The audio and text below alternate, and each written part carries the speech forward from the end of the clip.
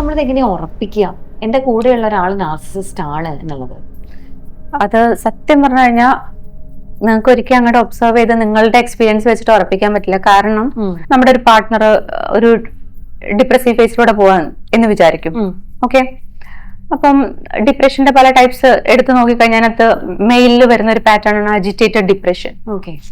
Okay, agitated depression ഉള്ള ആൾക്ക്, അത് അജിറ്റേറ്റഡ് ഡിപ്രഷൻ എന്ന് പറയുന്ന ഒരു ക്ലിനിക്കൽ ഡയഗ്നോസിസ് ഇല്ല, നമ്മൾ ക്ലിനിക്കലി യൂസ് ചെയ്യുന്ന ഒരു ടേം ആണെന്നേ ഉള്ളൂ. പക്ഷെ ആ ഡിപ്രഷന്റെ ട്രൈറ്റ്സിൽ ഏറ്റവും കൂടുതൽ ദേഷ്യപ്പെടുക, വിഡ്രോ ചെയ്യുക, അങ്ങനെയാണ് ടെൻഡൻസി എന്നുള്ളതുകൊണ്ടാണ്.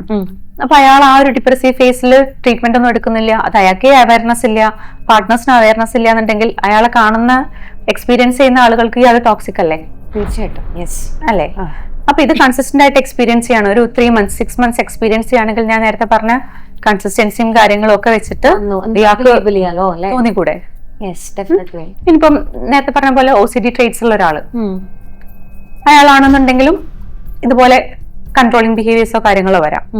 ഇനി ഭയങ്കര ഇൻഫീരിയർ കോംപ്ലക്സോ കാര്യങ്ങളൊക്കെ ഉള്ള ഒരാളാണെങ്കിൽ ഞാൻ അങ്ങനെയല്ല എന്ന് പ്രൂവ് ചെയ്യാനായിട്ട് ഒരു ബ്ലെയിമും എടുക്കാതെ നിൽക്കുന്ന ആളുകൾ ഉണ്ടാവാം. കണ്ടിട്ടില്ലേ? ഇപ്പൊ നീ ആ സാധനം കണ്ടെന്ന് വെച്ചിട്ടുണ്ടെങ്കിൽ ഞാനൊന്നും കണ്ടിട്ടേ ഇല്ല എന്ന് ആദ്യം ഫസ്റ്റ് റെസ്പോൺസ് അതായിരിക്കും. ഓക്കെ, അത് എന്നിലേക്ക് ഒരു ബ്ലെയിം വരികയാണെന്നുള്ള ഫിയർ കാരണം അവർ ആദ്യമേ ഡിഫെൻസീവ് ആവുന്നതാണ്.